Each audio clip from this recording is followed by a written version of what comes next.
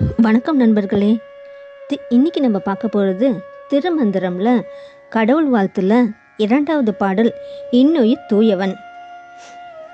பாடல் என்னன்னா, போற்றி இசைத்து இன்னுயிர் மண்ணும் புனிதனை, நாள் திசைக்கும் நல்ல மாதுக்கும் நாதனை, மேல் திசைக்குள் தென் திசைக்கு ஒரு வேந்தனாம், ஊற்று உதை தானையான் கூறுகின்றனே.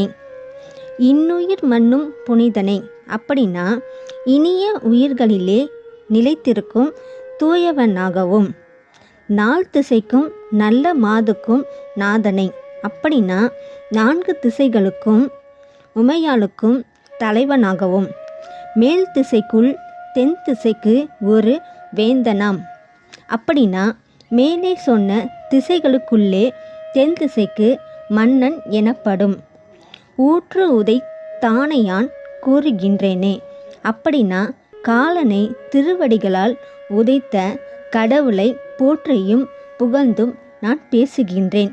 இதுதான் இதுக்கு பொருள்.